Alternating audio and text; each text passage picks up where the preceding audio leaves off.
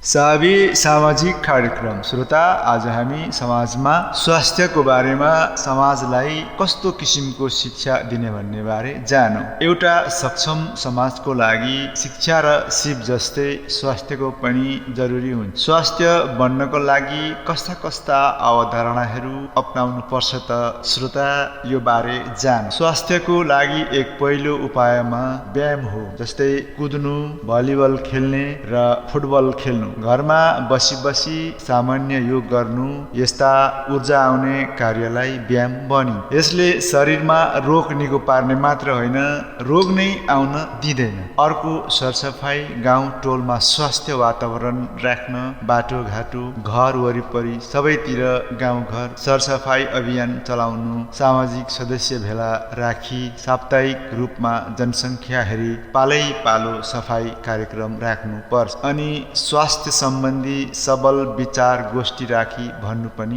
पर्छ र घरमा पनि सफा बसौँ, स्वास्थ्य रहौँ भनी सूचना बोर्ड बनाई सूचना टाँस्नु पनि पर्छ। किनकि एउटा स्वास्थ्य व्यक्तिले मात्र समाज उन्नतिशील बनाउन सक्छ। यसको साथै शरीरमा हुने हानिकारक चिजहरू समेत सेवन नगर्नलाई सचेत शिक्षा आह्वानमूलक भेलाहरू गरिरहनु पर्छ। यस कार्यक्रममा नारी पुरुष दुवैको भेला अनिवार्य हुनुपर्छ र कुनै बिरामको लक्षण देख्ने बित्तिकै तुरुन्त स्वास्थ्य कर्मीसँग सल्लाह लिन सुझाव दिनुपर्छ। श्रोता, यस्तै विविध कार्यक्रमको अभ्यासले तपाईहरू र हामी स्वस्थ रहन सफल हुनेछौँ। लौ त श्रोता, आजलाई स्वास्थ्य विविध सामाजिक कार्यक्रमबाट म राम सुब्बा बिदा हुन्छु।